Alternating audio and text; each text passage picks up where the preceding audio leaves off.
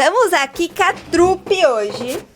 É o seguinte, ó. Captei meu noivo e o meu sogro para fazer uma aula para vocês sobre infecções de vias aéreas superiores, que é o tema que estamos conversando na aula de RCI 3, tá?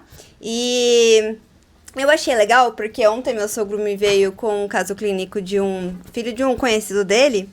E o quanto que é diferente, às vezes, o manejo e os diagnósticos de adulto e de pacientes pediátricos, né?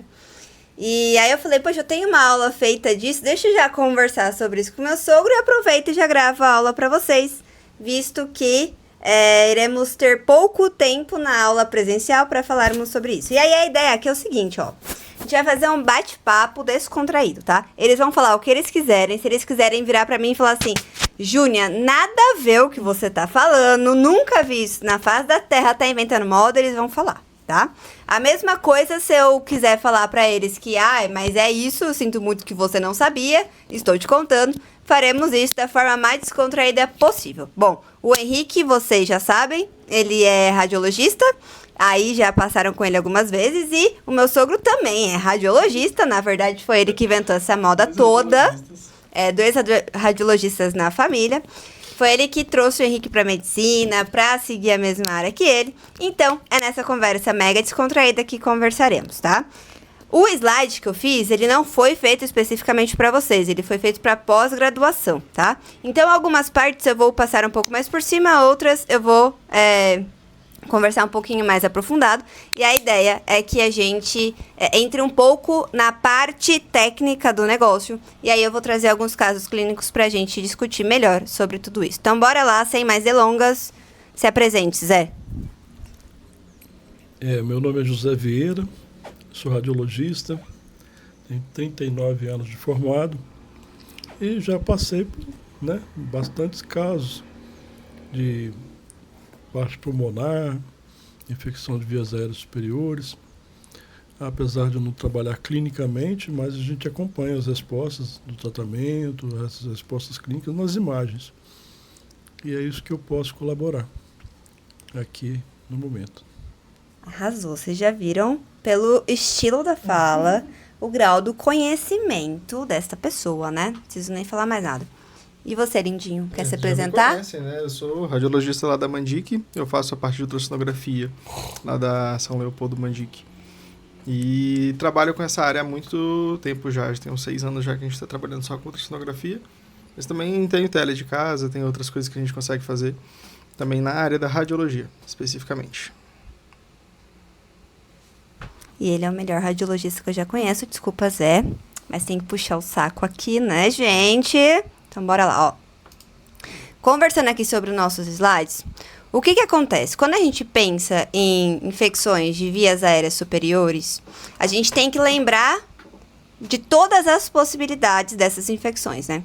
Então, a gente pode ter uma infecção que vem aqui na região nasal, ou seja, um vírus, uma bactéria ou um fungo ou qualquer outro tipo de micro-organismo vai se alojar ou infectar, entrar em contato pela região nasal. Mas ele também pode entrar em contato pela região nasal e se alojar nos seios paranasais. Mas ele também pode entrar em contato pela região nasal e ele causar uma inflamação maior na região da faringe. Mas ele também pode entrar via boca, né, via oral, infectar aqui, causar uma inflamação na região oral, mas também na região faríngea, né? Ele também pode chegar na região da laringe e ele também pode chegar na região da orelha. Veja que uma coisa é eu ter um contato com o micro-organismo via externa e causar uma região no conduto auditivo da orelha. Tudo bem? Isso seria uma otite externa. Quando a gente fala de um micro-organismo que vai entrar via nasal ou via oral e chegar na orelha externa, ou melhor, e chegar na orelha, eu vou falar de uma otite média. Ela está para trás, para dentro da membrana timpânica. Por que isso é importante? Porque os bichos que causam esses tipos de infecções são bichos diferentes. Não são os mesmos bichos e não tratamos da mesma forma, perfeito? Maravilha. Então, como que a gente vai entender isso daqui? A gente vai começar primeiro nas faringites, né? Então, lembrando aqui, nas faringites, a gente tem a região nasal e a gente tem a faringe, tá? Quando a gente pensa em faringites, a gente tem a grande maior parte dos bichos que causam as faringites, elas são bacterianas. Elas serão ou melhor, elas são as virais, elas são aquelas mais comuns de todas, tá? E aí, toda vez que uma criança vai no médico e algum médico fala pra ela lá no pronto-socorro, olha, você está com uma virose, entre aspas, eu brinco que vai acertar em 75% das vezes.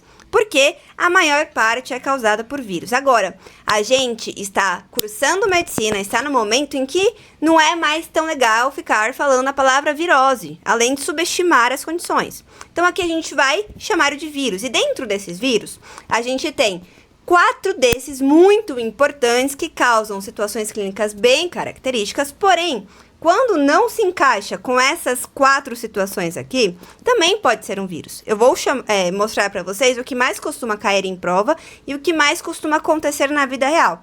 E agora a gente vai começar a chamar o vírus pelo próprio nome dele, tá? E não vamos mais falar viroses, porque é muito feio. E aqui a gente aprende a falar as coisas requintadas, como eu já falei para vocês. Agora, em contrapartida, nós também temos as condições que são causadas por bactérias. E dentro dessas bactérias, existe aquela principal, que eu já ensinei vocês a lembrarem o nome. Então, nós temos o subgrupo A e o subgrupo B. O subgrupo A está na amígdala, o subgrupo B está na bu, e aí vocês completam. Para não esquecer mais, dentro desse subgrupo A, que são a das amígdalas que nós falaremos hoje, nós temos o Streptococcus pyogenes, ok? E é dele que a gente vai conversar, por quê? Essa situação, ela muda a conduta, ela muda o desfecho clínico, e se a gente não iniciar o tratamento adequadamente, a gente vai colocar o nosso paciente sob risco de evoluir com as condições reumatológicas articulares, como a febre reumática, e ao mesmo tempo, aquela cepa, dependendo da predisposição do paciente, ela pode evoluir com a glomerulonefrite pós-estreptocócica, tá? Então, são 2 complicações não purulentas, extremamente temidas, que tem tratamento e que a gente precisa saber quando abordar. Da mesma forma, qualquer complicação de uma faringite bacteriana purulenta, por exemplo, um abscesso retrofaríngeo, não é, Zé? Um abscesso periamidaliano, qualquer condição que possa, por contiguidade, chegar na condição neurológica, também pode ser uma complicação temida e que, se o médico não introduziu a medicação e o tratamento adequado no momento certo, a gente perde tempo, e estas são as situações que falaremos hoje.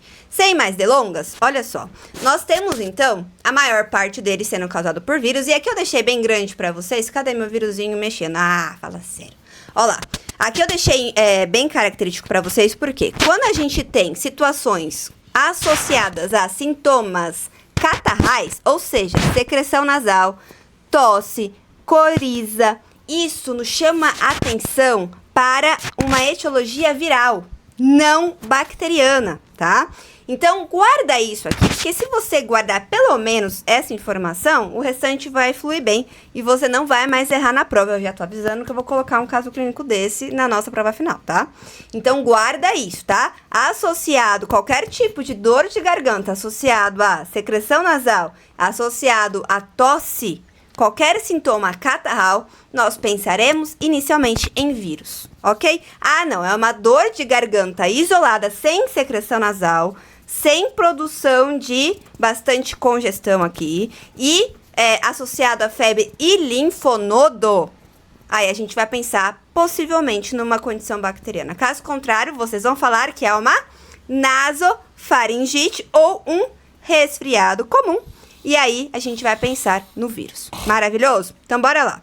Dentro desses 4 vírus que eu falei que eu ia trazer para vocês, nós temos a condição da mononucleose infecciosa, a condição do adenovírus ou a síndrome de adenovirose. Nós temos a herpangina e nós temos as faringites estomatites herpéticas. E aí, ontem o Zé até conversou sobre um caso desse semelhante a esse. Agora, Zé, vamos ver se era isso mesmo, tá? Daí vamos ver se vai se encaixar com o seu conhecido lá. A gente vai começar com esse caso clínico aqui, ó. Lê aí, lindinho. Adolescente, sexo feminino de 14 anos, previamente ígida, com queixa principal de febre e dor de garganta há 7 dias. Ela iniciou febre diária associada a dor de garganta e mal-estar, apresentou linfonodos cervicais dolorosos e fadiga intensa. Discreta fadiga intensa. Eu não sei o que é uma discreta fadiga intensa, mas... Negava tosse produtiva, procurou atendimento no 5º dia de doença, exame mostrou as amígdalas com exudato branco amarelado e linfonodomegalia cervical bilateral. Diante da hipótese de faringite estreptocócica, foi prescrita amoxicilina, igual sempre prescreve. Após 48 horas, evoluiu com exantema maculopapular difuso e pruriginoso sem sinais de anafilaxia. Para aqui. Zé, a criança evoluiu, o adolescente, né? Evoluiu com uma alergia após o uso de amoxicilina. Ó, ela tomou amoxicilina por 5 dias, certo? Ou melhor, por 48 horas. Ela tava com dor de garganta há 5 dias. Aí foi prescrita amoxicilina, ela tomou. No 2º dia do uso da amoxicilina, ela evoluiu com exantema maculopapular difuso. Qual que é a primeira coisa que vem na nossa cabeça quando isso acontece? Pode ser da própria reação viral. Uhum. Pode ser da própria reação viral, o exantema provocado pela situação do vírus. O próprio vírus causou isso. Causando o exantema. É isso que eu penso de primeira oportunidade. Poderia ser também uma alergia ao uso da amoxicilina? Aparentemente ainda não era alérgico, mas pode ser a primeira apresentação, né? Essas apresentações de alergia, eu creio que são desde a anafilaxia até os processos de pele, né? De menos graves, vamos dizer assim, mas que pode acontecer, né? O processo de exantema é um pouquinho mais tardio, viral. E o processo da amoxicilina é mais precoce, logo após o uso. Nossa, adorei. Não, fala. Vai, pode bater palma aí, porque, gente, é o seguinte, ó. Qualquer colega médico que às vezes não está muito habituado com isso, ia colocar como a primeira hipótese diagnóstica aqui uma alergia à amoxicilina. A gente tem que lembrar que existem 2 tipos de alergia à amoxicilina. Aquelas imediatas, que são IgE mediadas. E essas são aquelas características de poder evoluir com sintomas respiratórios associados, poder evoluir com sintomas de pele associado e poder evoluir com sintomas sistêmicos associados, caracteristicamente cada da pressão arterial. Isso configuraria uma condição de anafilaxia ou não. Agora, nós também temos as condições que são alergias à amoxicilina, qualquer medicamento, de reação tardia. Dentro dessas apresentações, nós temos o tipo D, após 48 horas, na apresentação exatamente desse caso aqui, olha, de exantema maculopapular, tá? E aí ele aparece como difuso mesmo. Agora, o que chama a atenção aqui, meus amores? Nós temos um adolescente, nós temos uma condição de faringoamidalite com exudato, e aí ele coloca ali com um exudato branco amarelado, tá? E ele tem linfonodomegalia cervical. Opa, gente, peraí. Eu preciso, obrigatoriamente, pensar numa condição que causa essas condições aqui e que também causa um exantema maculopapular difuso, que foi muito bem trazido pelo Zé, tá? Por que isso é importante? Porque está associado ao vírus, a reação imunológica do vírus, tá? Como ação do vírus e reação imunológica do hospedeiro da pessoa. E a gente tem que pensar nisso daqui, porque senão a gente vai cair do cavalo, tá? Agora, eu tô sentindo falta aqui no nosso caso clínico do exame físico, né não? Bora ver esse exame físico? No exame físico, a gente vê isso daqui, olha. É um paciente que tá irregular esse estado geral, ele não está ótimo, tá? Ele tava 5 dias com quadro, ele tomou antibiótico já por 2 dias, e aí ele segue em irregular estado geral e é um adolescente. Gente, temos que chamar a atenção aqui, não é tão habitual isso, tá? Adolescente já tem o sistema imunológico melhor estabelecido, isso daqui não seria uma evolução de um quadro, por exemplo, de uma faringite bacteriana, de uma faringite estreptocócica, tem outra coisa aqui. Na hora que você vai ver, ele tem linfonodo cervical, múltiplos, móveis, dolorosos e até 1,5 cm, é um linfonodo grande. É um linfonodo grande, amor? É um linfonodo médio, não é tão grande, não. Linfonodo cervical, para você considerar ele grande, ele tem que ter, depende do nível cervical que ele tá, né? Onde tá apontando ali na seta, ali geralmente é nível 2, né, que a gente começa a caracterizar. Eles têm mais ou menos 1,5, até às vezes até 2 centímetros. Mas a medida que a gente usa, acho que é 1,5, se eu não me engano. E para você considerar ele grande, ele tem que ser bem maior do que isso. A gente já tem uns linfonodos grandes ali, né? E é interessante porque, assim, por que eu falo que é nível cervical 2A, 2B? Porque é anterior ao esternocleido, né? Então, você olha ali o pescocinho, na hora que você passa ali atrás desses linfonodos, seria onde seria a topografia do esternocleido. E cara de gente beijoqueira isso aí, né? Cara de gente beijoqueira mesmo, tá? Por quê? Na hora que a gente vai ver, uma orofaringe hiperemiada, realmente a gente tem aqui, olha, um exudato branco amarelado, ou poderia apresentar-se como branco acinzentado, não caia nessa pegadinha, tá? E aí, vai na palpação abdominal. A gente não pode comer bola em palpação abdominal de adolescente, tá? Por que eu tô falando isso? Porque se tiver aumento de baço e de fígado, a gente tem que, na hora, parar tudo. Isso aqui não é estreptococo, isso daqui não é faringite estreptocócica, não se trata com antibióticos isso daqui. E tira da cabeça que grave é bacteriana e viral é leve. Não é assim, tá? Tem vírus muito mais patogênicos e problemáticos do que bactérias, ok? Então, perfeito. Esse daqui, por exemplo, olha, ela tinha fígado palpável a 2 centímetros do rebordo costal. Então, a gente tinha ali uma hepatosplenomegalia discreta. E aí, vai pra pele, ela tem esse exantema máculo papular. Perceba que é uma mácula. Em cima tem uma pápula. Mácula não tem relevo. Pápula tem relevo. De base hiperemiada e não descama, tá? Ok, maravilhoso. Terminamos o exame físico agora. Hipótese diagnóstica para esta condição, Zé. Aí, esses linfonodos já tem 1,5, então, no geral, assim, eles são linfonodinhos, né? Aumentados. Mas, na prática, assim, eu já vi linfonodo de 3,5, até, tipo, conglomerado linfonodal reacional de até 4 centímetros. Isso aí cresce bastante e fica até umas bolas aqui gigantescas aqui saindo. Não chega a ter normalmente tão grande, né? Mas uns linfonodos de 2 centímetros, assim, é comum de achar. Maravilha. Hipóteses, Zé? A respeito do linfonodo também, é claro que a gente não está falando de exame de imagem, está falando de exame clínico, né? Então, no exame de imagem, você pode ver confluência, coalescência, pode ver a ruptura de cápsula, pode ver outras coisas também que seriam importantes no diagnóstico. Mas a clínica ali, o fato dele estar doloroso, palpável, já é a clínica soberana. E a questão do exantema, a gente pensa num vírus, né? Um vírus que associado aos linfonodos pode ser o vírus da mononucleose, né? Ah, para tudo! Você tinha lido, não, né? Não. Ah, acertou, que sem graça. Olha só, o vírus da mononucleose infecciosa, essa é conhecida como a doença do beijo, tá? Por isso que o Henrique falou beijoqueiro, essa menina aí, tá? A gente brinca de beijoqueiro porque normalmente é bem característico em adolescente e adulto jovem. Mas não quer dizer que crianças um pouco menores não possam pegar e que também adultos não podem pegar. Se vocês quiserem saber, eu peguei essa bonitinha aqui, olha, quando eu tava no meio da faculdade, tá bom?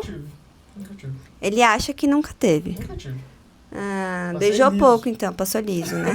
Mas por que eu falo que criança menor também pode pegar? Qualquer pessoa beija a próxima boca, além disso também passa por secreção oral, então você usou um copo, a outra pessoa vai lá, coloca o copo no bebedouro, colocou a mão, pronto, pegou. É assim, tá? Não precisa necessariamente ter dado beijo. E aí, a hipótese diagnóstica aqui realmente vai ser a mononucleose, só que a mononucleose infecciosa, ela caracteristicamente, ela é causada por um vírus que tem um nome, tá? E esse vírus é aquele Epstein-Barr vírus. Esse Epstein-Barr vírus, por que eu falo que às vezes vírus é pior que bactéria? Porque, gente, o Epstein-Barr vírus, ele tem a possibilidade de evoluir, ele é tão patogênico que ele pode desencadear condições oncológicas, tá? Então, uma pessoa que já tinha predisposição genética, quando entra em contato com um agente ambiental, como, por exemplo, o Epstein-Barr vírus, ela pode, sim, evoluir com situações oncológicas, ok? Então, ele não é tão do bem assim. Agora, essa mononucleose, ela não é só causada pelo Epstein-Barr vírus, tá? Nós temos algumas condições conhecidas como monolikes. Na época do MED curso, professora Júlia, a gente lembra de você aqui, né, não, amor? Nossa senhora, minha tá puxando X pra tudo. Mas ela falava muito sobre essas condições das monolikes e Gente, quem sabe um dia eu quero virar uma Júlia, hein? Já tem a Júnia, né? Já pra Júlia já tá quase aí. Quase igual. Então. Então, as monolikes, elas também podem causar as condições semelhantes à mononucleose infecciosa, mas daí na prova vocês vão colocar como primeira hipótese o Epstein-Barr vírus, ok? E aí temos os outros vírus que também causam. E aí você vai lembrar do citomegalovírus, CMV, ok? Também é um vírus que causa uma monolike. Maravilha, então. Tratamento, se é vírus, qual que é o tratamento, amor? Antibiótico que não é. Não faz nada, né? Igual 90% da pediatria é expectante. O vírus vai olhar pro seu antibiótico, vai dar um tchauzinho e falar beijo, um queijo, porque na verdade eu vou casar aqui é um exantema. Olha só, o exantema maculopapular, normalmente, ele evolui, ele piora, ele fica mais exuberante após o uso da amoxicilina. Isso é muito característico, tá? Não é qualquer antibiótico. Se fosse uma azitromicina, não... Peraí, só... Subiria assim. Não subiria assim. Eu tô com medo de ficar... Eu não sei se vai ficar. Não. Mas aí, não apareceria dessa forma. Agora, ele também pode acontecer e aparecer apesar do uso ou não de antibiótico, tá? Que é bem característico essa situação de toma antibiótico e aí evolui com o exantema. Combinado? Bom, como um bom vírus, o tratamento vai ser expectante, vai ser sintomático. Sintomático com o quê, Zé? Qual medicação sintomática a gente vai usar? Penso que a sintomatologia, por causa de prurido, por causa de dor, por causa de febre, isso varia, né, de acordo com a análise clínica que vai ser feita. Então, dentro desses contextos, os antitérmicos, no Brasil é usado muito a dipirona, né? No uso exceção do AS, não uso. Aí, e sintomatologicamente, a parte do prurido, um antihistamínico, alguma coisa que for preciso para regular. Mas a doutora Júlia sabe disso mais do que eu. Adorei, gente, é isso mesmo, ó. Normalmente, quando aparece exantema e febre alta, a gente não pode excluir a hipótese da dengue, tá? E por conta disso, dentro da pediatria, a gente não costuma utilizar anti-inflamatórios à torto e à direita, tá? Então, pode ser que algum colega na prática clínica indique aqui o ibuprofeno. Eu vou, categoricamente, falar para vocês utilizar somente um analgésico e um antipirético. Aqui vai muito bem o paracetamol e a dipirona, ok? Porque se for uma condição de dengue e a gente ainda não fechou o diagnóstico por conta de evolução clínica, por conta de tudo, a gente poderia estar fazendo mal ao paciente, teria contraindicação formal. Mas o ibuprofeno, ele tem uma dose analgésica só, não é antipirética, tipo, não é antiagregante. O ibuprofeno, ele também pode ser categorizado em algumas academias, tá? Como um analgésico comum. A maior parte das academias, e aqui entra a Associação Brasileira, né, de Pediatria, a Sociedade Brasileira de Pediatria, aqui a gente classifica ele como um anti-inflamatório associado. Ele tem um pouco de ação na COX, nas duas COX. E por conta disso, às vezes, além de não precisar, porque a gente tem remédio bom o suficiente para isso, que seria dipirona ou paracetamol, além disso, a gente, por ter essa possível ação na COX, não seria a primeira opção de uso, tá? Existe contraindicação formal? Não. Vai muito bem. E é bem exatamente isso como o Zé falou, tá? Sintomático significa a depender do sintoma do paciente, ok?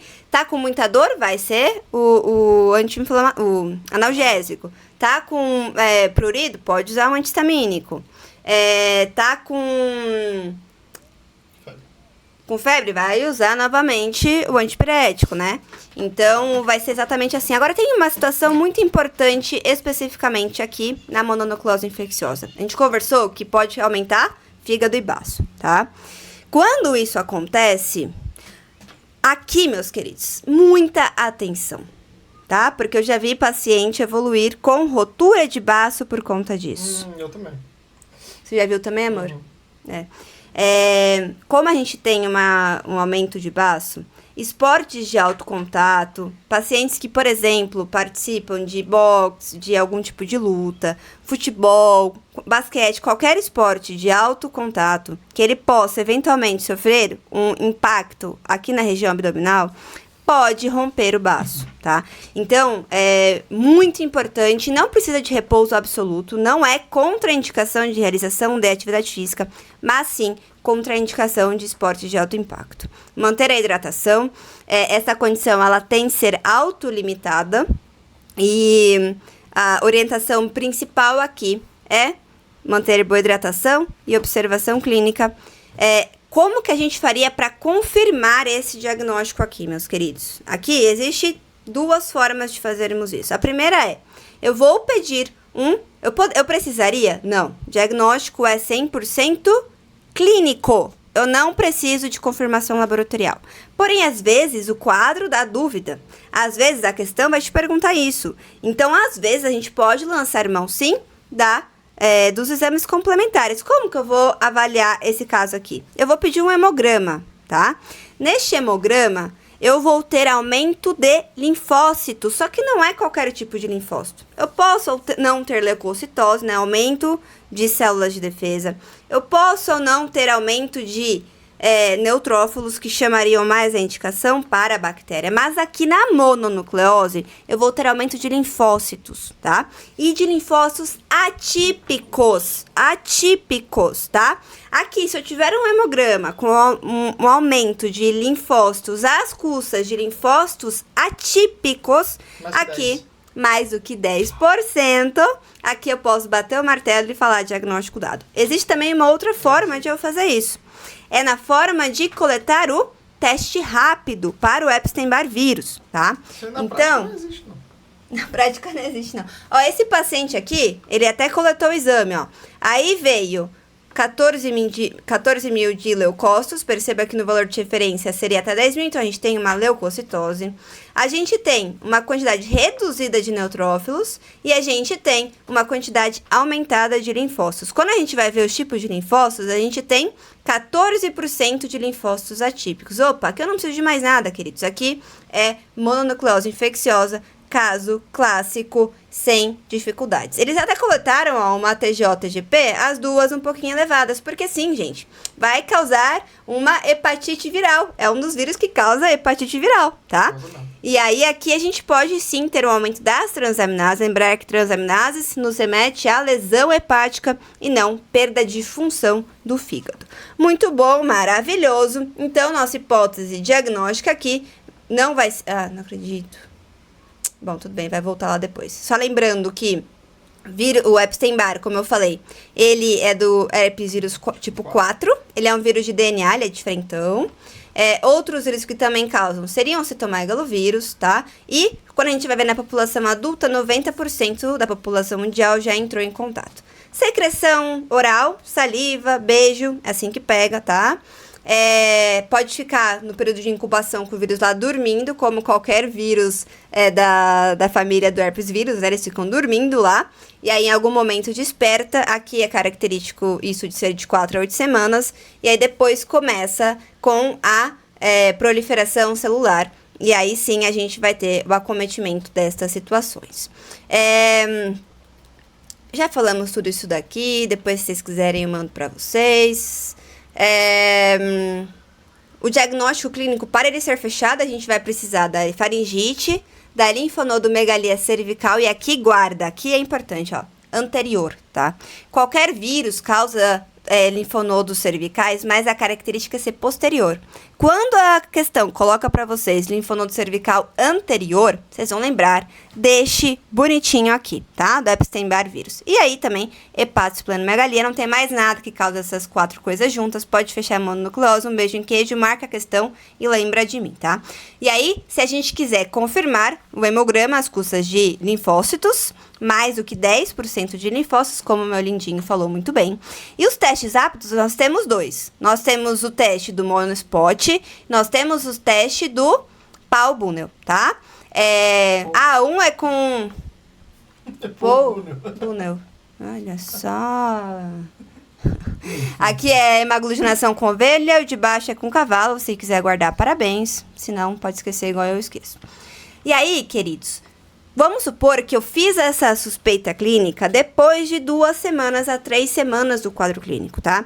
Então, no momento em que a criança estava, ou que o adolescente estava com o quadro clínico, não deu tempo de eu fazer o teste rápido. E aqui eu posso lançar mão da sorologia. Então, eu vou pedir uma sorologia IgM-IgG para o Epstein-Barr vírus. Ah, mas eu quero fazer o diagnóstico diferencial. Eu quero saber se não foi, por exemplo, oh, meu Deus, o outro vírus que causa? O citomegalovírus que está causando, também poderia fazer a sorologia IgM-IgG para o citomegalovírus, tá? Então, a gente tem essas 2 formas aí de investigação. Mas maravilhoso? Todos os outros, né? Um monte de monolike aí possível. Então, Pode ser difícil achar, vários outros vírus. Ah, inclusive, o vírus do HIV também é um vírus que faz monolike, tá? Então, percebam que é muita coisa. Mas como 90% dos casos em adolescentes e adultos jovens é pelo Epstein-Barr, a gente consegue fazer esse diagnóstico tranquilamente, tá? Várias vezes a gente faz isso. Gente, corticóide não é para usar aqui, tá? Só vai usar se tiver situações graves, de gravidade, tá? Então, se te fizer exacerbar uma anemia hemolítica autoimune, se chegar a evoluir com meningite ou com encefalite, se aumentar tanto a amígdala, as tonsilas, porque é um caso que é uma situação de faringite, tá? Então, pode aumentar tanto as tonsilas a ponto de obstruir via aérea superior, causando estridor. Também é uma indicação de fazer corticóide. Caso contrário, gente, não evoluiu com essas complicações aqui, não vai usar. A mesma coisa a ciclovir. Embora seja um herpes vírus, o aciclovir aqui não vai ter benefício, ok? Não é para marcar isso na questão, para não errar. Então, aqui a conduta, no caso, era suspende o antibiótico, mantém hidratação, que vai melhorar, ok? Maravilhoso! Aqui também seria um outro caso de mononucleose, bem semelhante, só que a questão coloca, olha, isso aqui eu peguei questão de prova, tá? A sorologia para citomegalovírus foi negativa. Opa, gente, se ele colocasse aqui a sorologia para Epstein-Barr vírus foi negativa, as duas coisas não impossibilitam o caso de ser mononucleose, ok? Então, não caiam nisso daqui. Vai marcar mononucleose, um beijo, um queijo, vai para a próxima. A prova, a criança, adolescente, né, com febre e linfonodomegalia, eu tinha que provar que não era mononucleose, né? Então...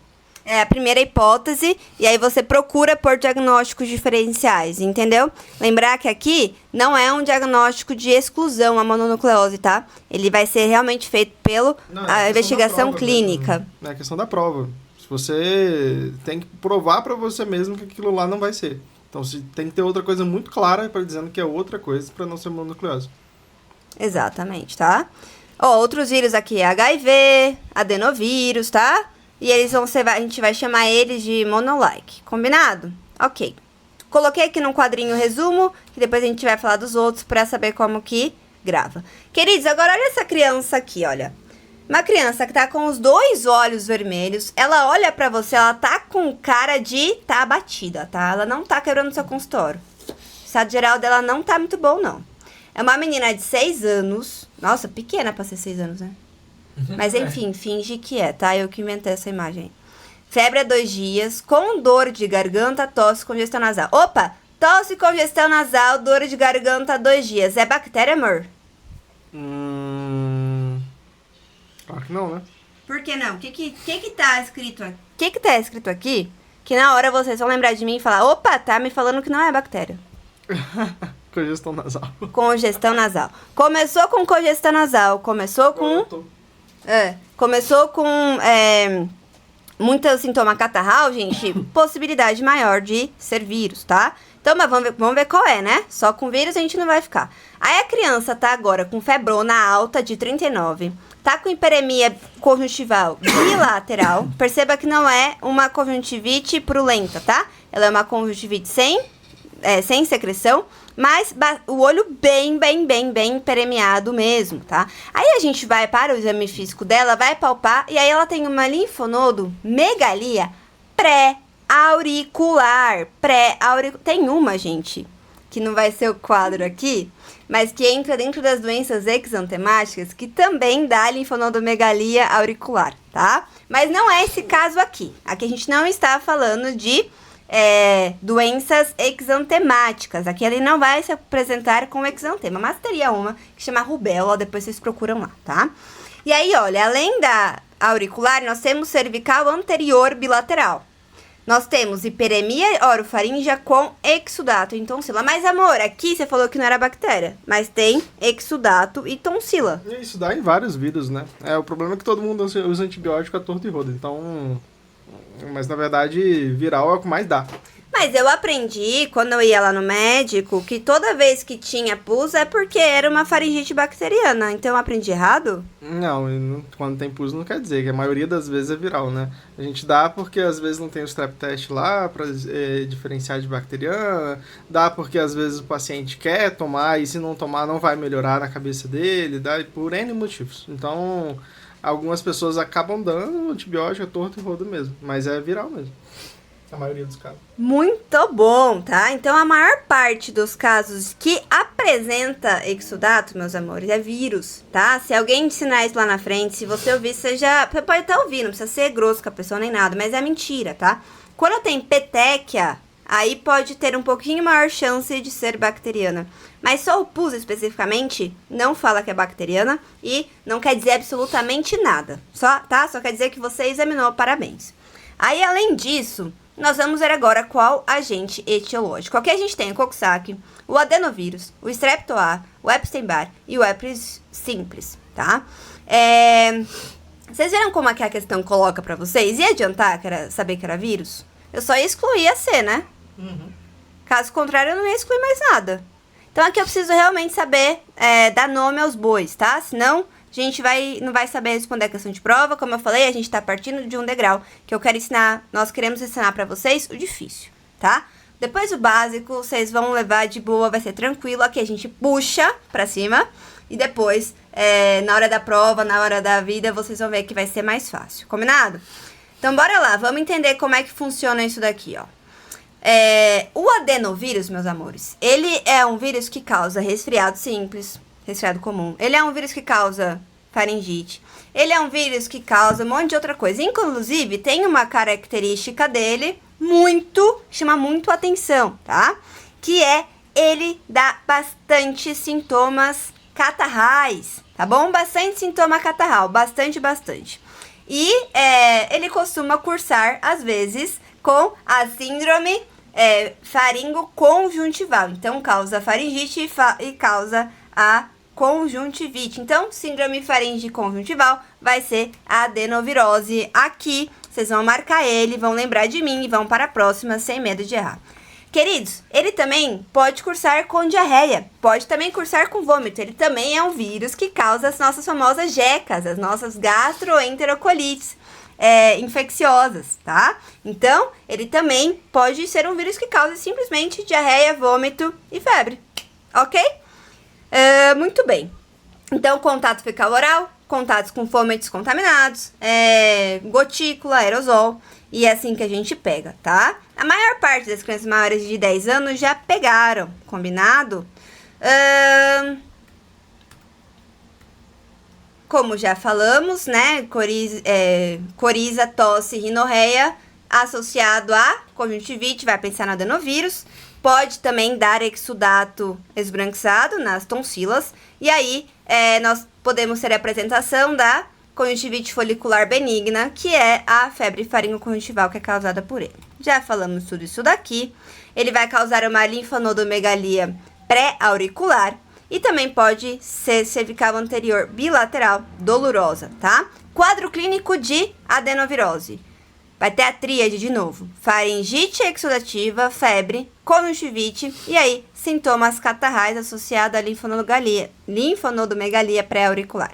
Diagnóstico aqui, amores. Preciso confirmar qual que é o vírus?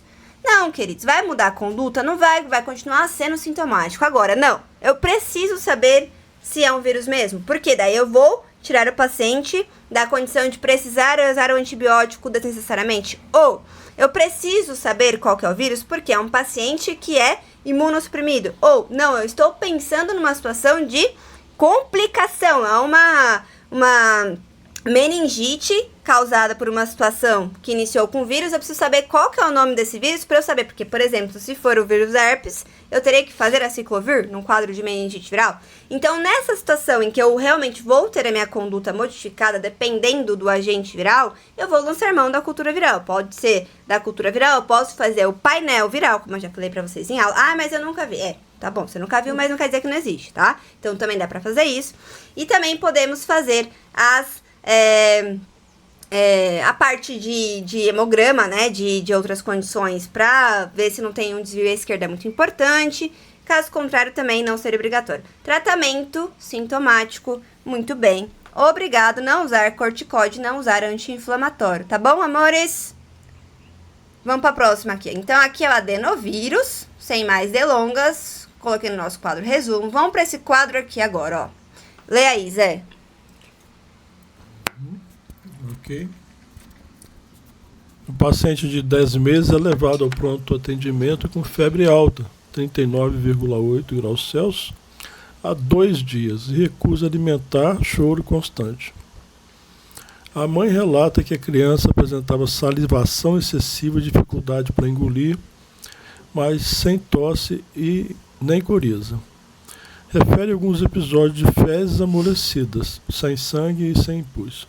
Né? Sem sangue e pus. Exame físico tinha um bom estado geral, entre as crises febris, orofaringe com múltiplas vesículas pequenas e dolorosas em palato mole, úvula e pilares amigdalianos, não tinha exudato, sem exudato, e demais sistemas sem alterações. As hipóteses diagnósticas passavam por faringite viral, herpangina, infecção streptocócica,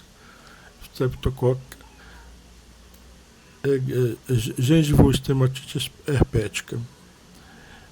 O agente etiológico mais provável, aí tem a letra A, adenovírus, letra B, herpes simples, C, coxavírus, e a letra D é streptococcus, do grupo A. Maravilhoso. Antes de partirmos, queridos, ele está com... Tá falando que tem secreção nasal e tosse? Não, ó. Sem tosse, sem coriza. Tá vendo a diferenciação do quadro aqui? Então, é realmente uma criança menor, com febrona de 39,8, muito, muito alta, tá? Se coletasse um PCR aqui, ia dar um PCR super elevado, tá? Se eu coletar um hemograma aqui, também vai dar uma...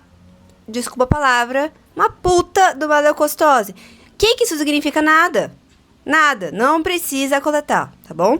Aí, olha só. Na hora que a gente vê isso daqui no palato, tá? Perceba aqui, ó. É a presença de vesícula. Isso daqui, na hora que evoluir, vai formar afta, vai formar base ulcerosa, tá?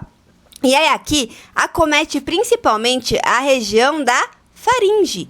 Você tá vendo lesão aqui na região da gengiva, aqui na região do lábio, aqui na região da língua? Não. Normalmente, essa condição que a gente tá falando aqui, ela cursa com as vesículas na região da faringe em si. Isso é importante porque vai diferenciar do próximo quadro que a gente vai ver daqui pra frente, tá? Então, a gente já excluiu, ó, Streptococcus do grupo A, tá? Na verdade, a gente não excluiu ainda, mas eu vou falar pra vocês por que a gente não pensa aí aqui. Normalmente, o Streptococcus do grupo A, ele não cursa com vesícula, tá? Ele não se apresenta com úlcera, com vesícula. Ele vai se apresentar com hiperemia, hipertrofia dos pilares amidalianos aqui, tá? Uma hipertrofia gigantesca, muito edema, muita hiperemia. E pode ou não ter exudato, pode ou não ter petequias aqui na região do palato, ok? Pode ou não. Mas a característica é não se apresentar na forma de vesículas. Ai, mas eu nunca... Mas pode acontecer? Claro que pode, gente. Na medicina tudo pode. Mas se cair isso aqui numa questão de prova, amores, eu tô falando pra vocês que ele não quer que você marque Streptococcus, ok? Ok. Aí a gente ficou, então, aqui com a opção do adenovírus. Não dá pra excluir ele ainda. Com a opção do herpes simples. Não dá pra excluir ele ainda. E com a opção do coxsackie-vírus. Combinado? Então, bora lá entender isso daqui, amores. Quando a gente pensa no nos enterovírus, a gente tem que pensar em duas condições clínicas muito características, tá? A primeira é a forma de herpangina e a segunda é aquela famosa doença mão-pé-boca. Olha, os dois vírus, essas duas manifestações clínicas, elas são causadas por enterovírus, tá? E quais são esses vírus? Normalmente vai ser o vírus do Coxsackie. É o vírus do Coxsackie de 1 até 10, só o 7 e o 9 que não causam isso aqui, tá? Mas de 1 até 10, você vai chutar Coxsackie que você vai acertar, tá? Ai, mas eu preciso saber o subtipo. Não, tô só te falando que isso pode acontecer. E aí, a forma de herpangina, que é como essa criança aí do quadro clínico apresentou, que é só vesículas na região do palato, né? Mas não tem apresentação de vesículas na mão, nem no pé, nem nas nádegas, né? Porque apesar da doença mão, pé e boca, também apresenta-se nas nádegas, bem característico, ok? Poderia ser uma hipótese diagnóstica aqui, porque também é causado pelo Coxsackie vírus, mas é pelo Coxsackie vírus A16 na forma de doença mão-pé-boca, tá? E aí a gente também vai ter o enterovírus A71. Não precisa guardar, eu quero que você guarde Coxsackie vírus, tá bom? Coxsackie vírus você vai acertar as duas condições. Se quiser mais específico, guarda pelo menos o A16, que é o do mão-pé-boca. Então, ou seja, o Coxsackie ele causa esses dois tipos de apresentação clínica, a de só de herpangina e a de doença mão-pé-boca, tá? Normalmente acomete crianças um pouco menores, mas também pode acometer maiores. É febre autona. Essa criança que fica abatida, tá? Ela não vai estar em bom estado geral normalmente. Normalmente, ó, ela vai se apresentar com úlceras rasas nos pilares tonsilares anteriores, no palato mole e nas tonsilas palatinas. Mas normalmente poupa a região de gengiva, de lábio e de língua, ok? Maravilha! Pode ou não causar diarreia, vômito, pode ou não causar dor abdominal, tá? Como eu falei, ela pode se apresentar na forma de doença mão, pé, boca, que seria a apresentação exantemática desse vírus. Diagnóstico, novamente clínico, tratamento, novamente, somente com sintomático, e não é para usar aciclovir novamente. É para usar corticoide? Não é para usar corticoide. É para usar anti-inflamatório? Não é para usar anti-inflamatório. Todas essas três condições anteriores não é para usar mais nada a não ser analgesia e antitérmico, hidratação. Olha aqui como é que fica, queridos. Ó, região do palato, tá? Região tonsilar com um monte de afta. Tudo bem? Agora, então aqui a gente vai marcar Coxsackie vírus, vai para a próxima. Parabéns. A próxima, meus amores, vai ser um quadro muito semelhante, mas vai mudar tudo. Por quê? A gente vai ter úlcera na região da tonsila, do palato, mas também na região da língua, mas também na região do lábio, tá? E esse daqui é uma condição muito parecida com a herpangina. O Henrique falou ontem à noite sobre isso daqui. Nossa, conversa de médico é duro, né? Vou te falar. Mas essa é uma condição parecida com a herpangina, só que não é causada pelo Coxsackie vírus, tá? O que muda nesse daqui? Pode ser o paciente um pouco mais velho, pode ser paciente mais novo, a idade aqui não vai determinar muita coisa, mas vai ter úlcera e lesão vesiculosa, começa com vesícula e evolui para úlcera normalmente na cavidade oral toda, tá? Pode ou não ter placa branco acinzentada, pode ou não ser hemorrágica, se relar, pode ou não sangrar, não significa absolutamente nada. E aí a pergunta é, qual que é o vírus ou o bicho que está causando isso daqui, ó? Perceba que sempre vai ter nas opções o Streptococcus do grupo A de amígdala, tá? Sempre vai ter, porque se for ele, vai ter que dar a penicilina benzatina, tá? Então perceba que a gente sempre tem que excluir. Essa condição autoimune aqui, ó, eu não quero que vocês guardem ela por enquanto, a gente vai falar delas mais pra frente. Essa condição do Coxsackie, a gente já viu que para começo de conversa até poderia ser o Coxsackie, mas tá cometendo a região oral inteira e não só a tonsila, então parece que não é. Além disso, a conduta tá errada, né? Não daríamos azitromicina aqui, então a gente já pode excluir essa daqui. E aí vai sobrar pra gente a condição de gengiva e estomatite herpética. Quem que causa ela? O herpes vírus, meus amores, tá? Então aqui vai ser o herpes vírus. Pode ser tipo 1, pode ser tipo 2. Normalmente, quando a gente fala de região oral, vai ser o tipo 1, tá? A gente sabe que não é bem assim, mas guarda aí o tipo 1, combinado? O tipo 2 seria a região mais vaginal. Como todo vírus do herpes, da família herpes, eles também podem ficar latentes. Ele pode ficar, por vezes, assintomático na primeira infecção e depois ele se dissemina, tá? Então, aqui ele vai ficar lá, paradinho na região da região terminal sensitiva, autonômica, lá nos gânglios. E aí, depois, em algum momento, ele vai causar sintomas todos. Então, a característica é linfonodomegalia cervical, associado a lesão na mucosa, em toda a mucosa, na forma de vesícula e de úlcera. Combinado? Febre alta, muito mal-estar, muita cefaleia. Esse daqui costuma ser um vírus que abate bastante, tá bom? Então, normalmente vai começar com uma febrona alta do nada, e aí quando passa a febre, estoura a boca toda da pessoa. E ela é semelhante, como falamos, com a herpangina. Mas o que vai diferenciar as duas, tá? O Coxsackie, restrito à faringe, e o herpes vírus 1, restrito a... vai ser na cavidade oral inteira, tá? Perceba que ele é um pouco menos frequente nas crianças menores, ele acomete um pouco mais adolescentes e adultos, mas também não quer dizer que não possa ser, tá bom? Enquanto que o Coxsackie fica mais restrito e é mais importante nas crianças pequenininhas, porque depois todo mundo pega. Então, aqui, marca a gengiva estomatite herpética, vai para a próxima sem medo de errar. Agora, vamos começar com as bacterianas. A gente falou que a maior parte vai ser viral, e eu já ensinei vocês a entenderem que quando tem uma faringite bacteriana, não cursa com sintomas catarrais. Para vocês terem uma noção, olha, 80% das faringites são causadas por vírus, tá? Só 20% delas são bacterianas. E perceba que na criança menor de 3 anos, beira a menos do que 5% as faringites bacterianas, justamente porque nas menores de 2 ainda não tem nem amígdala, tá? Então, é muito difícil ter uma faringite bacteriana numa criança menor de 2 anos, tá bom? Pode acontecer? Pode. Praticamente impossível. Pode acontecer? Pode, mas não é nada característico, tá bom? Agora, ela aumenta bastante as bacterianas, ó, nos escolares, né? A partir dos 4 a 12 anos ali, é a fase que acomete mais. Como já falamos, é um Streptococcus beta, hemolítico, do grupo A.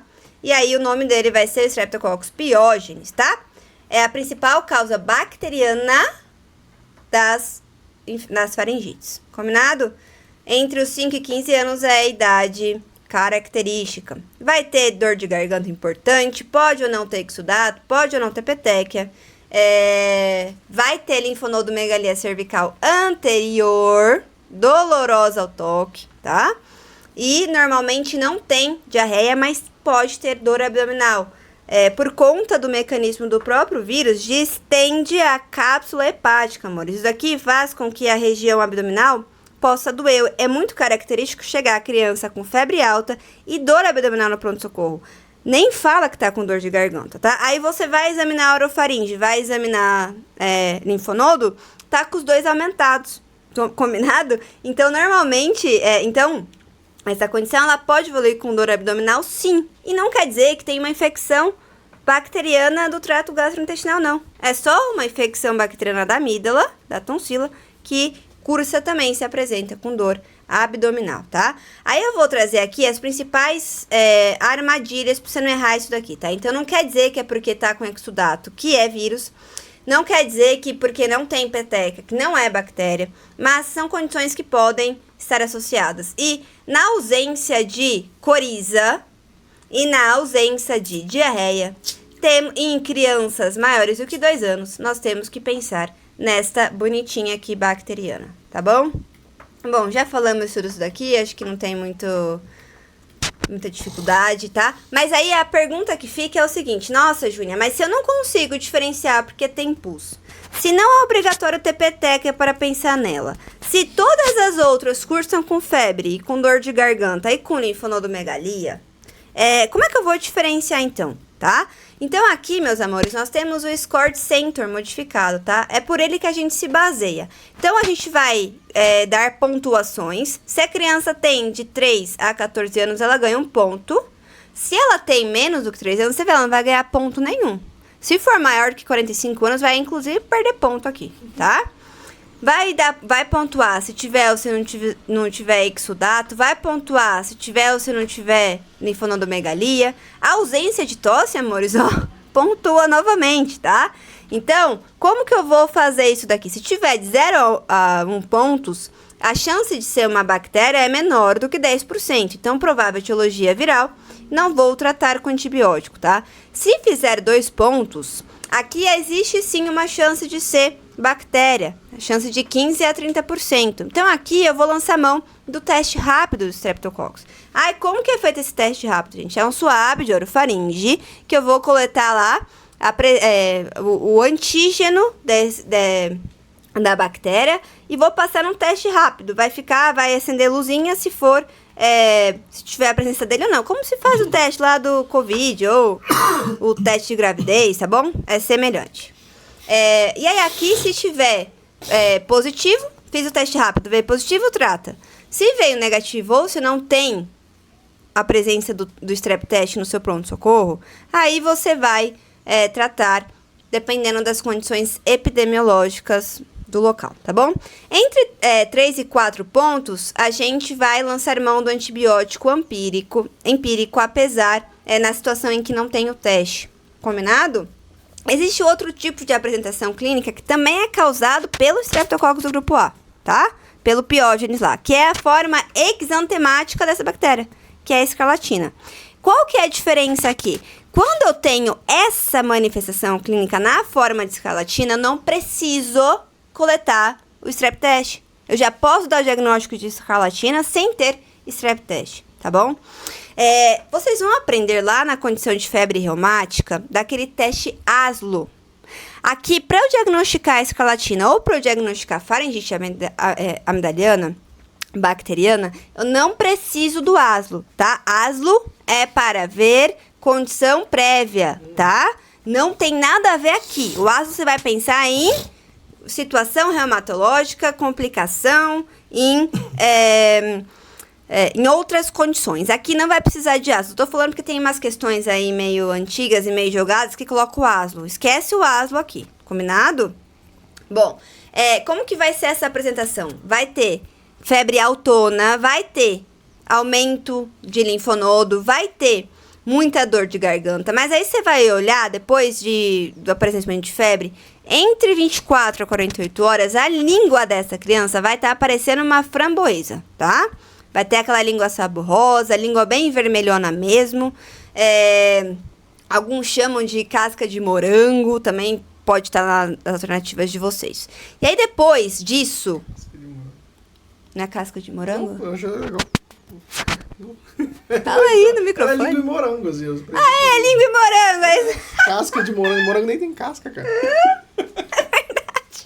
Juniei. Língua em... Como que é? Morango. Língua e morango, gente. Mas eu chamo de língua e framboesa. O que eu mais lembro é esse ali, da palidez perioral. É clássico, assim, a criança bate no consultório com aquela boquinha branca e o rosto tudo vermelho. Né? Olha só, você tá vendo que depois de 24 a 48 horas vai apresentar um exantema. E também pode ser confundido com alergia à amoxicilina, porque normalmente ela vem nesse momento aqui, ó, e ganha uma amoxicilina, tá?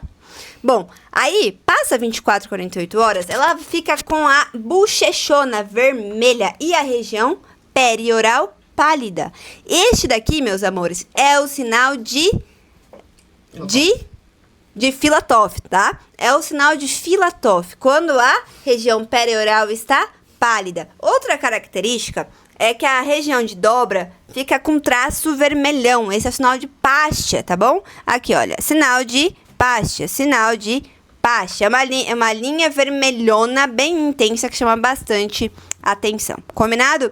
E aí, também pode ter um exantema. Esse exantema, ele pode ser todos os tipos. Pode ser maculopapular, ele pode ser polimórfico, ele pode ser de qualquer tipo. Só que na hora que você passa a mão, parece uma lixa. A mãe fala, nossa, parece que dá até pra lixar meu pé, o casco do meu pé no braço da criança, porque tá parecendo uma lixa, tá bom? Fica mesmo. Fica mesmo. Nossa senhora. É bem característico isso aqui, tá? E aí, o que chama a atenção, amores? Passa o quadro todo, a mão da criança, fica vermelha e depois ela começa a descamar. Mas ela descama que parece que é uma casca da mão da criança, tá? Fica desse jeitinho aqui, olha. E essa é a fase de resolução da doença, combinado? Então, essa é a forma exantemática da faringite bacteriana, combinado? Já falamos disso tudo, bora pro que interessa. Condições marcantes de conjuntivite, de faringite, de etiologia viral presença de conjuntivite, vai pensar em vírus. Congestão, obstrução nasal, vai pensar em vírus. Presença de tosse, vai pensar em vírus. Presença de disfonia. Vocês lembram que semana passada, anterior, né? Eu tava toda disfônica. E aí, alguém falou pra mim, mas parece que vai precisar tomar antibiótico lá pra ser bactéria. E aí não tinha nada a ver. Eu evoluí com uma sinusite bacteriana depois, no decorrer dos dias eu contei pra vocês, mas não era uma faringite bacteriana, tá? Era um resfriado comum ou uma nasofaringite viral, combinado, como a gente vai chamar agora. E aí, evoluiu com sinusite. Mas esse bichinho aqui, gente, o Streptococcus, quando ele causa faringite bacteriana, a gente não tem complicação de sinusite. Vocês estão entendendo? Quem causa complicação de sinusite são aqueles outros vírus anteriores, e o que a gente vai falar agora. Quando uma pessoa tem uma faringite bacteriana, tá? O quadro clínico que a gente conversou no slide anterior. E ela evolui com sinusite, e ela evolui com muito catarro e conjuntivite bacteriana, não foi um Streptococcus do grupo A que ela pegou, foi qualquer outro vírus, tá bom? Então, eu tô contando isso pra vocês, façam o que quiser com essa informação. É porque eu passei numa vez no pronto-socorro e falaram, tá bom, falaram, mas eu tô ensinando pra vocês o certo, combinado? Então, olha só, aqui é assim que faz a coleta da bactéria lá pra fazer o strep test, combinado? Se tiver positivo esse swab, vai dar antibiótico. Se tiver negativo, eu posso lançar mão da cultura. A cultura não vai sair na hora, tá? Mas ela seria o teste padrão ouro. Ela sai depois de 48 horas. E aí a pergunta que vai ficar na cabeça de vocês mas meu Deus. Júnior, eu fiz o teste rápido. Ele veio negativo. Eu coletei a cultura dessa criança, tá? Então, ele tinha aqueles critérios maiores lá de ser intermodificado, né? Mais do que 2 ou 3 pontos ou 4.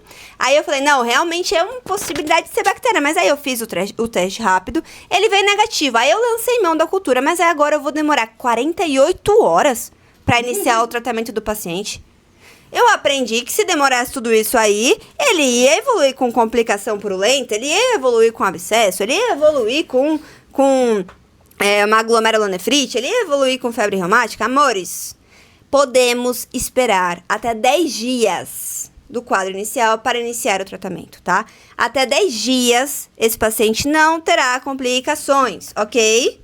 Muito bem, amores. Entenderam isso daqui, né? A não ser que a gente tenha suspeita de outra condição, eu posso esperar 10 dias. Mas a cultura vai demorar 48 horas, tá bom? Não vai ser 10 dias, não. Então, a gente pode muito bem não iniciar o antibiótico e economizar uma flora intestinal bacteriana aí desse paciente. Combinado, amores? Ok. Vamos para o próximo. Tá todo mundo cansado já. Qual que vai ser o tratamento aqui? Eu vou ter que tratar por quê? Pra melhorar a faringite? Zé, se eu não tratar essa criança, vamos supor que ela mora lá na roça, não tem acesso a médico. Se eu não der antibiótico pra essa criança, ela vai melhorar a dor de garganta? A faringite é autolimitada ou não? Me parece que sim, que ela tem uma evolução limitada, né? Devido ao curso natural da doença. Exato. Então, se não tratar, queridos, vai melhorar do mesmo jeito. A parte da dor de garganta vai passar. Não foi o antibiótico que fez passar a dor de garganta. Eu trato por quê? Porque eu não posso evoluir com as complicações graves, ok? Quais são as complicações graves? São as supurativas, então abscesso paramidaliano. Olha lá, quantas vezes, lindo, conta aqui pra eles, quantas vezes eu não estava lá no plantão que eu dava lá no São Francisco, e aí eu tinha suspeita de complicação de abscesso, né, Aí o periamidaliano ou retrofaríngeo, aí eu pedia tomo. E aí, o cara que laudava lá não mandava o resultado na hora, E eu precisava dar conta do paciente, né? Vai internar pra fazer antibiótico, vai pra casa, não é nada, né? Então, eu mandava as imagens de tomografia pro Henrique aqui. Várias vezes. A maioria não tinha, né? Mas quando teve uma ou outra vez que teve... Foram 2, eu lembro até hoje dos casos. Aí você acaba vendo mais rápido ali na hora que você abre as imagens, mas... esses abscessos aí são muito incomuns, apesar da gente falar tanto deles assim, vocês vão ver bem raramente. O periamidaliano não, o periamidaliano às vezes aparece mais. Mas o retrofaríngeo, cara, é muito difícil você ver. O retrofaríngeo, ele é uma causa de obstrução de via aérea superior, obstrução aguda, tá? A criança evolui com... fecha a voz dela, ela fica fônica. O problema não é esse, né? O problema do retrofaríngeo é que ele pode se estender para um espaço que fica ali, um espaço pré-vertebral chamado espaço de Danger, né? Então, como o próprio nome diz, isso aí pode espalhar para tudo, vai para mediastino, vai para cima, vai para todo lado. Eu já vi uma complicação de acometimento de abscesso retrofaríngeo que foi para o espaço de Danger, acometeu o mediastino, fez uma necrose louca assim no mediastino, necrosou literalmente tudo. Então, isso é perigoso mesmo. O retrofaríngeo é muito perigoso. O periamidaliano, ele é perigoso porque vai evoluir para bacteremia, pode evoluir para sepsis, tudo mais, beleza. Mas a maior complicação dele é o espaço que ele ocupa, né? Na hora que ele cresce ali em volta da amígdala, a pessoa não consegue engolir saliva, começa a soltar saliva para fora porque ela não consegue engolir. E às vezes atrapalha respirar também, né? Então, apesar do retrofaríngeo também causar rouquidão e tudo mais, o periamidaliano, eu já várias vezes a gente já teve que chamar o otorrino para drenar porque a pessoa não estava conseguindo respirar. Entendeu? Então, a gente, nossa, como é que eu vou entubar essa paciente? Cara, não sei lá, não vai entubar, né? É difícil, não vai passar um tubo ali. Então, você tem que chamar alguém para drenar aquilo, tem que esvaziar aquilo ali para a pessoa conseguir respirar. O abscesso retrofaríngeo é uma das complicações mais temidas do pediatra, tá? Junto com a traqueite bacteriana, lá do Haemophilus influenzae, que acontece por bactéria que é pega na vacina.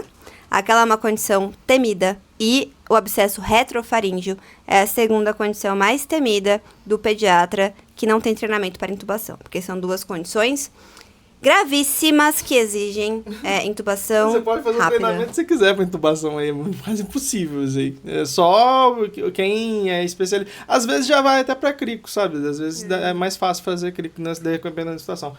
Eu já me vi em casos, por exemplo, quando eu trabalhei no início de carreira, assim, em locais que não tinha otorrino nem nada, em que eu tive que descer tudo que eu tinha de anti-inflamatório para ver se a gente reduzia o tamanho daquele abscesso ali. Porque, e assim... vai drenar, como é que drena? Cara, às vezes a última etapa, você não tem otorrino, não tem nada, a última etapa que você vai lá e dá um piquezinho, pum, drena pra própria boca da pessoa, cospe tudo ali, e você mesmo resolve o problema, né? Porque flutua, começa a flutuar depois e fica muito grande também. E são condições que exigem internação com tratamento com antibiótico na veia, combinado? Então, tem que saber disso daqui, não vou entrar... na parte das complicações em si, mas primeira opção de tratamento, primeira escolha de tratamento para faringite bacteriana na pediatria vai ser a bezetacil, tá bom? Para crianças maiores do que 25 quilos, 1.200.000. Para crianças menores do que 25 quilos, vai ser 600.000 unidades, tá?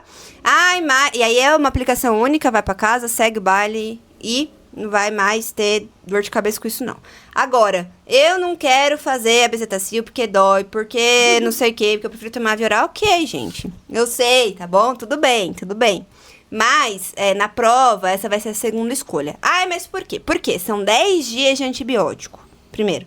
Segundo, dependendo da apresentação da amoxicilina que você vai usar, meu bem, vai ter que ser de 8 em 8 horas, 3 vezes ao dia, por 10 dias, você não tem segurança de que esse tratamento vai ser realmente seguido à risca, tá? E aí, a gente entra numa condição epidemiológica, porque as cepas que... o tipo de cepa lá do Streptopiógenes, um tipo específico que causa a febre reumática e que causa a glomerulonefrite pós-estreptocócica, ela acaba sendo disseminada para um outro coleguinha da escola, tá? E aí, dependendo da reação, da condição imunológica do outro coleguinha, a gente pode ter um novo paciente com doença nefrológica para o resto da vida, ok? Então, na prova, a gente vai marcar sempre a opção número 1 como a bezetacil. Ai, mas pode, amoxicilina? Pode? Pode sim, tá bom? Aí vai tomar lá 50 miligramas por quilo. Gente, olha aqui, para tudo, que eu acho que essa aqui é a segunda parte mais importante aqui. Eu preciso dar clavulin aqui? Não. Eu só dar clavulin se tiver histórico, né? Mas tá no slide ali, mas na prática isso também, ninguém dá clavulin não, a gente dá amoxicilina mesmo, pra oral, né? O quê? Gente, o Streptococcus, ele é um bicho bobo, o Strepto A, tá? Ele morre facinho. Ele não produz beta-lactamase. Quando eu falei pra vocês sobre utilizar ou não o ácido clavulânico, eu expliquei pra vocês que a gente usa ele com o objetivo de matar bactérias produtoras de beta-lactamase, tá bom?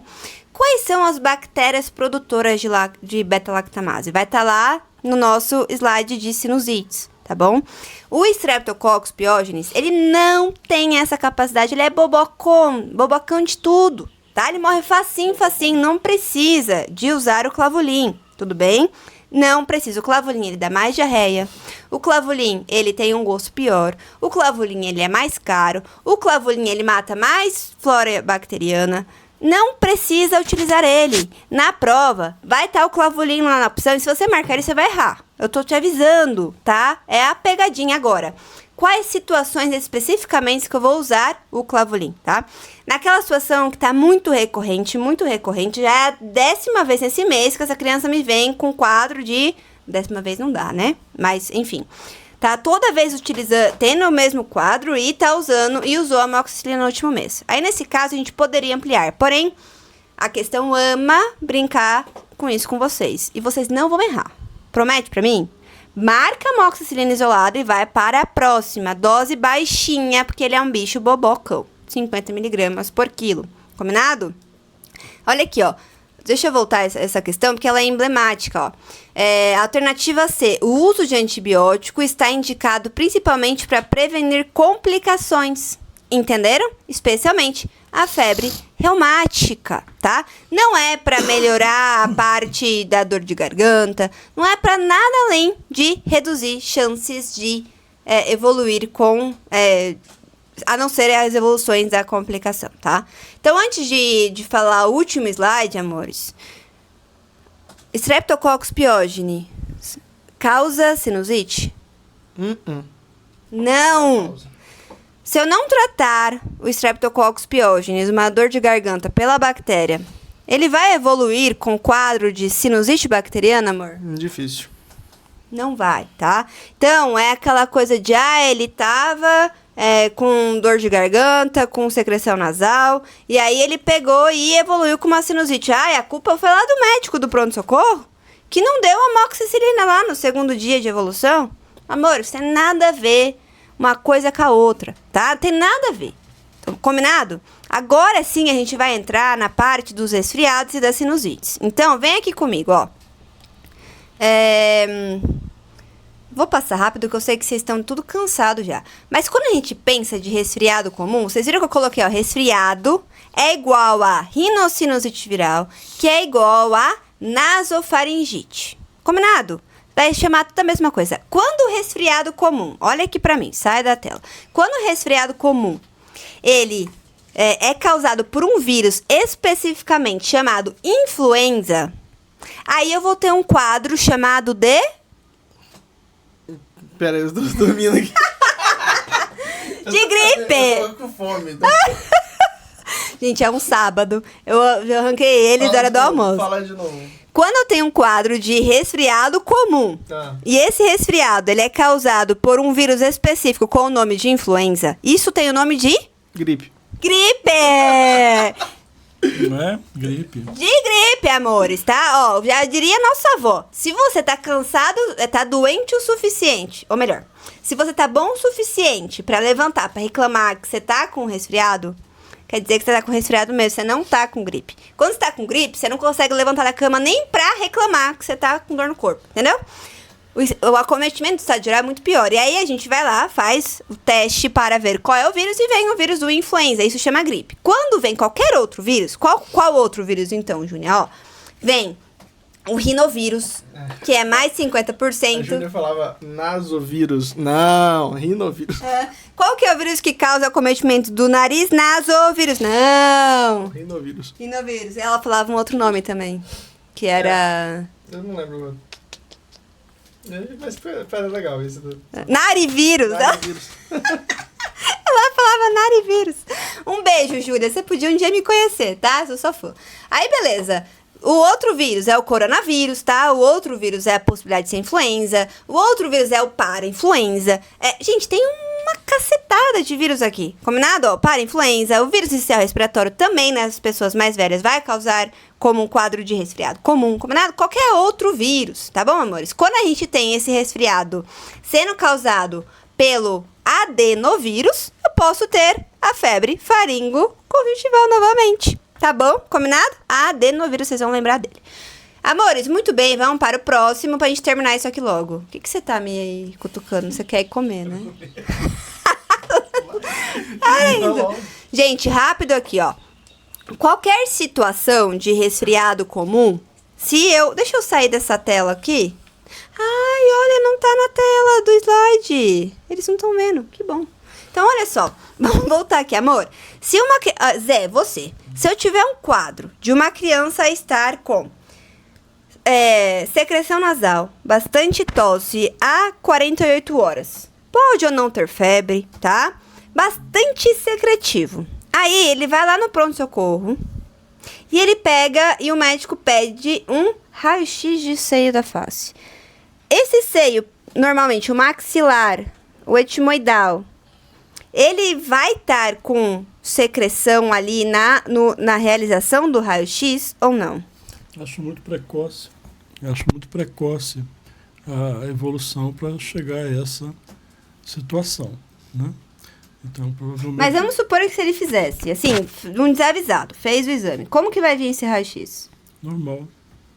Sendo que pode ser um espessamento. Pode ser um espessamento. Por que eu te perguntei isso, Zé? Porque é muito comum as pessoas quererem fazer um raio-x da face pra falar que a pessoa tá com sinusite. Amores, qualquer resfriado comum, qualquer sinusite viral, vai ter o espessamento da droga do seio. Vocês estão entendendo? O espessamento acontece até quando você chega perto do ar-condicionado.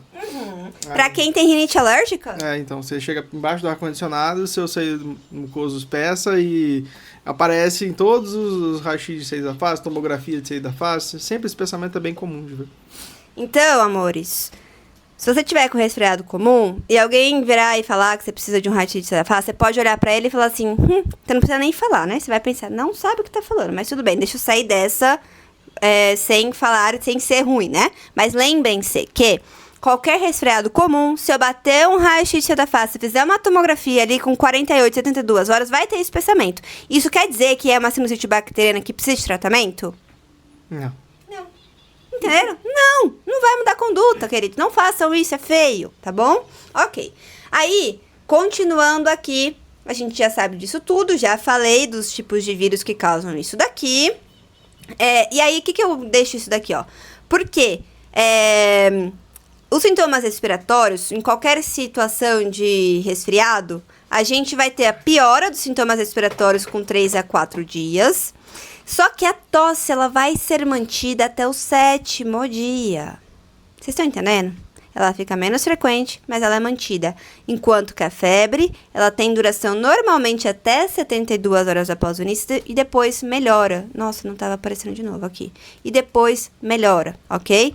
Então, meus amores, não quer dizer que porque a pessoa tá com tosse por 7 dias, que ela precisa tomar antibiótico. Isso aqui faz parte normal de qualquer resfriado comum, tá? Significa que, ótimo, ela tem um mecanismo de tosse. Parabéns, tá? Então, nada demais. Agora, quais são os critérios para eu pensar que qualquer tipo de resfriado comum virou uma sinusite bacteriana? E aqui que é o ponto desta aula aí, por isso que eu coloquei no caso clínico de vocês, que a gente vai resolver lá, tá?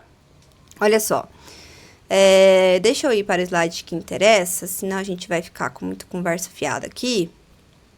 E não é o que interessa. Então, é aqui, ó. Perceba que a gente tem esses 4 seios, tá? A gente tem o seio maxilar, a gente tem o seio etimoidal. Não, deixa eu falar isso aí, que você não tá falando direito, não. Ó, a gente tem 2 seios maxilares. Um de um lado e outro do outro.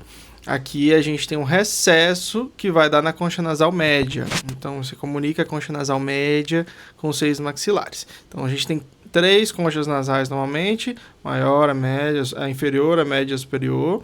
E aqui os verdes, por que ela pintou assim os verdes? Porque são células etimoidais. Isso aqui é dividido por uns ossinhos bem finos, assim, sabe? Tem um mais no meio, assim, que é a continuação do septo nasal, e você tem as células etimoidais. E atrás você tem um recesso esfenoetimoidal, tá? Esse azulzinho aqui em verde aqui, ó, que comunica as células etimoidais, que é meio que um labirinto, junto com o seio frontal, recesso frontoetimoidal aqui. Então, aqui atrás o esfenoetimoidal, eu falei o contrário. Então, aqui ó, atrás é um seio só esfenoidal, na verdade é um dividido no meio, são 2, né? E ele pode ser um só também. Mas aí você comunica ele com as células etimoidais. Então, quem que é o meio da história aqui? O meio da história, então, são as células etimoidais, que ficam em cima das conchas nasais. E o maxilar, porque como ele é para baixo, cai fácil, né? Então, o recesso ele é para baixo, ele está meio desenhado aqui para cima, mas ele é para baixo também. Então, é difícil subir para dentro, mas depois que entra dentro do seio, é difícil descer de volta, entendeu? E, amor, quando a criança tem menos do que 2 anos, ela tem todos esses seios já? Não. A maioria deles não tem, né? Então, assim, você tem um tempo para o desenvolvimento dos seios. O último a se formar é o frontal. Esse aqui é um exemplo, por exemplo, num ano que você tem as células etimoidais. E o início aqui, nem tem direito o seio maxilar. Isso aqui é até exagerando até. Depois com 5 anos vai crescendo, você já vai ter algumas vezes, a maioria das vezes, os seios maxilares, né? Mas os frontais não, os frontais eles são hipoplásicos, né? Isso aqui é como se fosse uma representação humana aqui das células etimoidais e do seio esfenoidal. Aqui é esfenoidal, aqui é esfenoidal. Às vezes isso aqui não tá junto, às vezes é uma coisa só. E aqui as células etimoidais de um lado, células etimoidais do outro.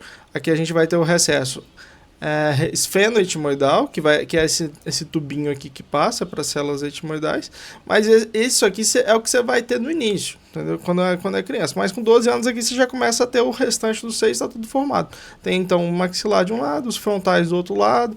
Então, na verdade, assim, o frontal é muito difícil de ver o cometimento dele. O mais comum mesmo são os maxilares, né? Mas quando tem do frontal também, quando tem de um, quando é um negócio meio disseminado, assim, tem de todos também. Então, é bom para lembrar. Tem as idades certinhas aqui, ela deixou escrito pra ele também.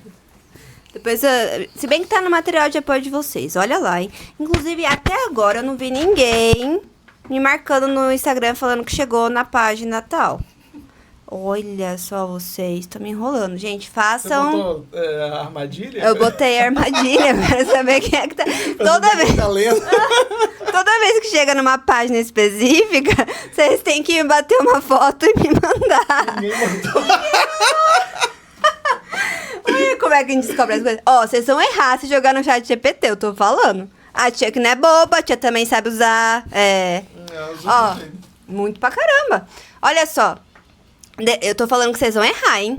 Então, amores, deixa eu voltar nesse slide aqui, que eu só vou falar ele pra gente comer, ó. Qualquer rinocinusite viral, ou seja, qualquer resfriado comum, ou seja, qualquer nasofaringite viral, a gente vai ter essa caracterização de sintomas, tá? Eles vão ser autolimitados, resolverem em até 10 dias. A gente vai ter tosse, ela pode ser leve, pode ser intensa, pode ser média, tá? A secreção nasal, ela vai ser clara ou amarelada. Isso não quer dizer absolutamente nada. Nada, nada, nada. Só quer dizer que você assoou o nariz faz menos tempo, que você lavou o nariz faz menos tempo, ou que você lavou há muito tempo atrás. Por exemplo, quando você acorda, é a hora que tá um pouco mais amarelado, esverdeado, tá bom?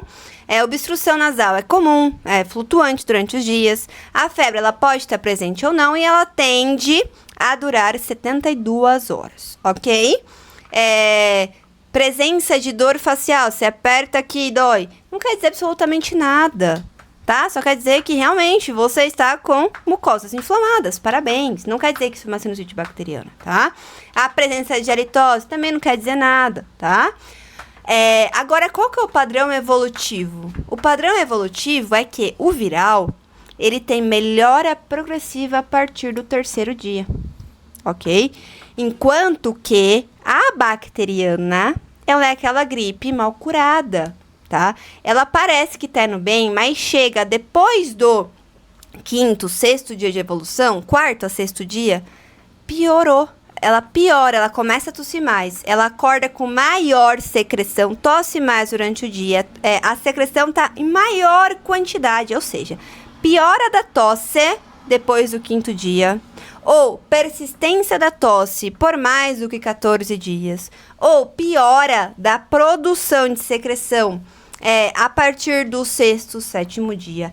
Essas são caracterizações que nos chamam a atenção para uma sinusite realmente, verdadeiramente bacteriana e que aí sim vai precisar do antibiótico. Quando ela é viral, amores, eu vou tratar com lavagem nasal, eu vou tratar com analgesia novamente, vai ser tratado como resfriado comum. Nas pessoas que são atópicas, muita rinite alérgica, eu posso associar um corticoide nasal. Nas crianças que são atópicas, que tem muita rinite alérgica, toda vez que muda o tempo, entra em contato com o vírus, produz secreção, eu posso usar um anti-histamínico, tá? Mas aqui não é indicado corticoide via oral, aqui não é indicado nada além disso, ok? Muito bem, maravilha. Agora, como que eu vou pensar nas condições de tratamento de quando ela realmente se torna bacteriana? Eu vou lembrar do nosso pódio. O pódio lá, olha, a gente tem o Streptococcus pneumoniae. Olha esse cara aqui, ele é o principal de todos.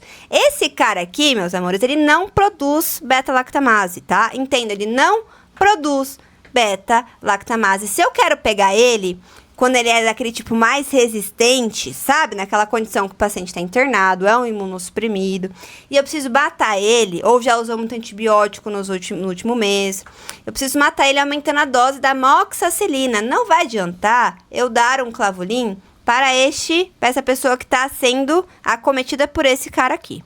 Agora, a Moraxella catarrhalis e o influenza, a Haemophilus influenza, elas são 2º e 3º lugar no pódio, tá?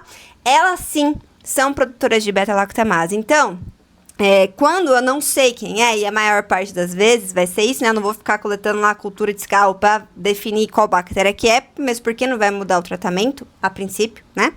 Então, nesta condição da sinusite, eu realmente vou utilizar o clavulin com muito mais facilidade. Vocês estão entendendo o motivo? O Streptococcus pyogenes, ele não produz beta-lactamase, não faz nenhum sentido. Agora, aqui, nas condições de sinusite bacteriana, o bicho muda, é outra bactéria. Vocês estão vendo que não tem nada a ver com o piógenes que a gente estava conversando, tá bom? São esses 3 aqui. Então, aqui, eu vou lançar mão de inibidores de beta-lactamase, ou melhor, de ácido clavulânico, melhor dizendo, de forma muito mais fácil, tá bom? Exatamente. Então, aqui eu deixei exatamente um quadro comparativo desses 2 critérios. Piora dos sintomas após o 5º dia ou persistência dos sintomas por mais do que 10 a 12 dias. Aqui sim, a gente vai pensar em sinusite bacteriana. Até tem critérios aqui, tá, gente? De maior gravidade, menor gravidade. Tá no material de apoio de vocês. Qual antibiótico que usa, tá bom? Acho que não tem muito benefício ficar jogando conversa fora aqui, não. Aí vai ter as complicações, que pode ser uma sinusite etimoidal. E aí ela vai evoluir com uma celulite pré-septal, ou seja, uma celulite externa, né, dessa região. Pode evoluir com a sinusite orbitária, tá? Então, acometendo a região aqui, olha, intraconal da órbita. E tudo isso é importante porque meu tratamento vai mudar caso isso aconteça, tá? Então, são condições passíveis de acontecer. Nós precisamos sempre ficar atentos a tudo isso. Diagnóstico de sinusite bacteriana, ele também é clínico, tá? Eu vou lançar mão do exame de imagem. Quando eu fizer isso, vai ser a tomografia. Não vai ser o raio-x, pelo amor de Deus, tá? Quando eu fizer isso, eu vou fazer a tomografia para excluir complicações. Mas ele não precisa para diagnóstico de sinusite. Amores, o que mais? Dúvidas, anseios, angústias? Para de me cutucar, o que quer ir comer. Não é comer. É que eu acho que tem que falar também que isso aqui é importante, tá? Joga a amizade aqui, ó, televídeo. Televídeo. A celulite aqui, ela se divide em 2 situações, né? O que acontece? Você tem, por exemplo, você tem a celulite, né? Que você pode ter uma sinusite, complicar com uma infecção aqui periorbitária. Você pode ter uma celulite que pode complicar com uma infecção orbitária. Então, são processos inflamatórios infecciosos que acabam dando ruim aqui no olho. Então, você tem 2 situações, a periorbitária e a orbitária. A periorbitária, ela fica do lado do olho. A orbitária, ela fica no olho. E na orbitária, a gente tem as extraconais e as intraconais. É o acometimento da parte extraconal e intraconal. Então, é o que a gente chama de pré-septal e pós-septal. Então, pré-septal é o quê? Isso aqui é como se você tivesse a musculatura do olho, ela faz meio que um cone aqui de sorvete, assim, né? Vai do reto superior, reto inferior, os retos laterais, reto medial.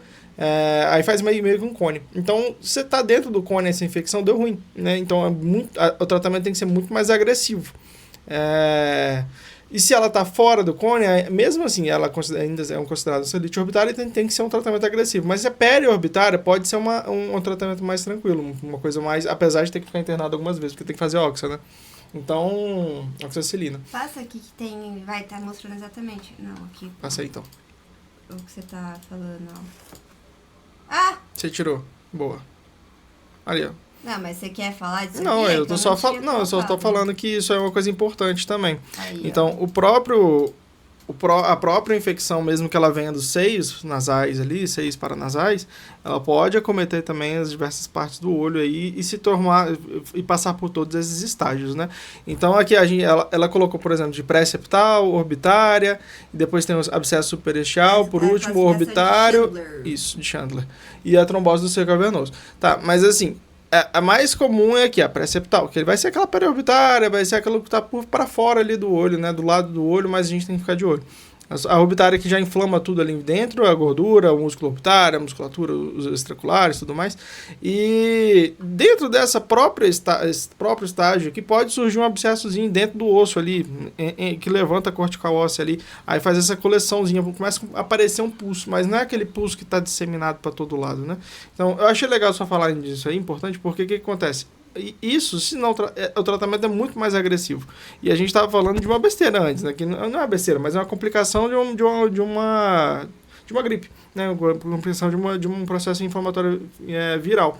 Então, quando você tem só o processo inflamatório, depois complica com sinusite bacteriana aguda, beleza, é uma infecção viral que não melhorou ou piorou depois do 5º dia, durou 10 dias e tudo mais, e realmente tem que tratar com antibiótico. Mas a gente usa os antibióticos aí, a amoxicilina com ácido clavulânico para impedir a propagação dos três tipos de bactéria, né? Mas se acometer o olho, toda vez que acomete o olho, abre o olho, né? Então, literalmente isso, abre o olho. Porque pode dar ruim, pode dar muito ruim. Dá para ficar cego, dá para ter disseminação meníngea, dá para ter várias outras complicações que você nem imaginava, né, antes, né? O abscesso aí superficial ósseo ali, no superficial no orbitário, ele é complicadíssimo de tratar, esse negócio não melhora nunca, é difícil, você começa, às vezes o antibiótico não responde, e aí você não tem muito o que fazer, entendeu? O local que está infectado já é complicado. Estruturas muito próximas, né? É o seguinte, amores. Zé, tem alguma coisa mais pra falar? Você discorda de alguma coisa que eu falei? Não, eu agradeço a participação e gostaria de dar os parabéns ao grande resumo, né, de todos os livros aí feitos exposto, né, pela doutora Júlia. Tá de parabéns. Por isso aí. Gente, eu vou falar, viu? Ter um sogro desse é bom demais, né? Não? Fala sério. É o seguinte, quem comentar aqui embaixo agora vai ganhar meio ponto na prova final. Eu quero só ver quem vai chegar até aqui. Quem é o professor que dá ponto, assim? Você vai sair dando ponto pros outros? Eu quero ver quem vai chegar aqui. Quando a gente demonstra que a gente tá tentando, meus amores, você pode até errar, mas a gente vê de forma diferente, tá bom? A primeira coisa é ser bem intencionado, né? Tem médico que ele pode ser muito bom, mas se ele não for bem intencionado, ele é tão ruim quanto os outros, né? A verdade é essa. E valoriza, vai. Pleno sábado à tarde, 3h52, a gente tá aqui, ó. Tá bom? Beijo, até semana que vem. Juízo, tá bom? E tchau.